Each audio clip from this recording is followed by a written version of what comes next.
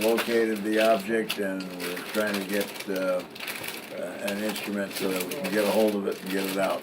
The name Dr. Roger Leir has become synonymous with the term alien implant. Dr. Leir had a long career as a podiatric surgeon and was recognized as one of the most significant leaders in the research and collection of physical evidence from alleged alien abduction cases. How do you get something into the human body and not have the body react to it? Well, that just doesn't happen. Maybe there's some weirded out explanation that I didn't understand from one site, maybe 2 sites, but 3 sites from 2 different people, that's just a little too much to handle. You know, there's something similar going on here. You either have an inflammatory reaction, or if it's a full-blown inflammatory reaction, we call it a rejection reaction. You just don't get foreign material into the body and have the body sit there and smile at it. Dr. Leir pursued his quest for knowledge within the field of ufology with great intensity. Leir generously served as a medical consultant to MUFON and was also a state section director for MUFON Ventura and Santa Barbara. He founded a nonprofit organization called Alien Scalpel, or ANS Research, to investigate the psychological and biological aspects of the abduction phenomenon. He also worked in conjunction with the Close Encounters Research Organization, or CERO, founded by Yvonne Smith. If anybody's looking for the smoking gun or evidence of non-terrestrial material, don't look any further. We have it. In 2010, Leir suffered a severe rollover car accident while returning home from the International MUFON Symposium in Irvine, California. He injured his foot and stomach and was hospitalized for some time before returning to his various projects. In 2012, Open Minds reported that Leir had been suffering from a debilitating case of shingles, complicated by diabetes, that caused serious infections and medical complications. California branches of the Mutual UFO Network held special gatherings to pay tribute to Leir and his many years of dedicated work, and collected donations in order to help defer the costs of his medical bills. Leir spoke at the 2012 IUFOC, where he was just getting back to lecturing. Although I went through a terrible time health-wise, for some reason I'm still hanging around. And one of the reasons I'm hanging around is to wait for disclosure to come. Although Leir never did get to experience formal disclosure, he served as a witness for the citizens' hearing on disclosure in 2013. He presented his analysis and research and argued that the implants are indeed physical evidence of abductions. Let's assume that what we learned from them up there, let's just assume hypothetically that this is a reality. What kind of a position would you think that the United States would be on a world scale if a third world country, a renegade country, would release the entire amount of information to the public of the world? Dr. Leir's extensive research and involvement made him a prevalent source for information, and he was interviewed frequently for radio and television programs. He is also the author of various books on the subject and has traveled the world presenting his conclusions. In the past 7 years, he was able to visit 42 countries. One of the most notable events where Dr. Leir was invited to give a presentation was at the Society for Scientific Exploration in Paris, France. In 2009, Alejandro Rojas spoke with Leir about how he entered this field and his own sense of skepticism concerning alien implants. Well, I've been, at the time I got involved, I was in private practice for a number of years. Doing foot surgery, and in the meantime I had become involved with MUFON Mutual UFO Network in Southern California, particularly the Ventura, Santa Barbara group. So in attending one of these conferences, I met an individual who had some x-rays of a foot with what he claimed were alien implants.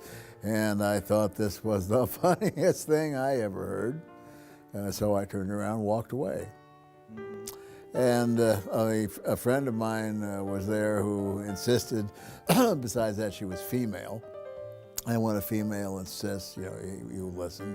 So I went back and looked at the x-rays again, and to make a long story short, I said, well, if you think these are anything other but some ordinary objects that either people step on or leftovers from a foot surgery, then why don't you just take them out and see what they are? Mm-hmm. And he said, well, actually, she would like to have that done, but unfortunately she doesn't have any medical insurance and she doesn't have any money to pay for the surgery. So I said, well, where does she live? And he said, in Texas. And I said, well, I'll tell you what, you get her to California and I'll do the surgery free. Mind you, I did not believe these were alien implants. To me, the biggest possibility, I thought they were leftovers from a foot surgery. Well, from the start during the surgery, there were many surprises. The first case, the object was in the big toe of the left foot, and there were two objects, one on either side of the bone. We had used a hypnoanesthesia on the patient because she was a little bit uptight, so to speak, and then I instilled local anesthesia consisting of an anesthetic that was quick-acting mixed with an anesthetic that was long-acting. So let's say there was enough anesthesia in the toe to anesthetize the horse. So it was a little bit surprising when I was probing and looking for the object, and I touched something, and the patient jerked her foot off the table, came out of the hypnotic state, and screamed in pain. At that time, I'd been in practice for about 30 years and never seen anything like this before. So we got everything calmed back down again, and he reinstituted the hypnotic state. I put in even more anesthesia, and we went on with the surgery. So right from the beginning, there were things that were happening that I didn't expect to happen. And then when we found the object, the first one, and we took it out, it looked like nothing that I had ever removed before in the way of a foreign body. And believe me, I had removed all sorts of things, from even a hair to paper to metals of various kinds and so on. Never saw anything like this. It was a T-shaped affair that was wrapped in a very tight biological tissue, which was this really strange color and texture. And then we took a scalpel and we wanted to see what was inside. That's the idea of the whole thing. And we were amazed to find that we couldn't cut through this biological tissue. It came back with absolutely no inflammatory response. Now that really makes you want to scratch your head, because how do you get something into the human body and not have the body react to it? Well, that just doesn't happen.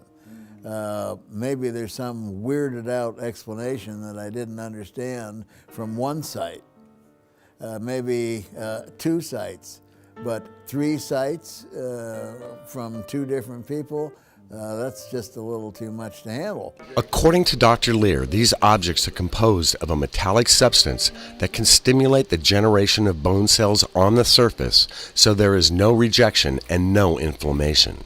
In 2010, Dr. Leir removed an implant from Ron Noel in Thousand Oaks, California. The operation was filmed, and the implant was then examined under the open mind's microscope.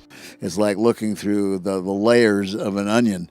You peel the most superficial layer and you look at that, and then the next one and the next one and the next one. And then finally we get into the metal itself, and that's when the metal analysis begins. Reports state that Dr. Leir passed away while preparing to go into surgery on his foot. He had excused himself to visit the hospital men's room and never came out. The official cause of death has not yet been announced. At the time of his death, Dr. Leir was involved in the production of a major motion picture project titled Earth's Original Sin.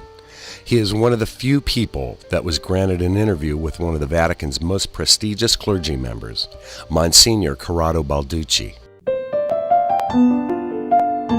Dr. Leir was kind, generous, and treated everyone he met with individual attention. He assisted experiencers find hypnotic regression or counseling to help them understand the abduction phenomenon. He also provided medical advice and helped many individuals suffering from adverse effects due to their abduction experience. Dr. Leir and his many contributions to the field will not be forgotten, and he will truly be missed.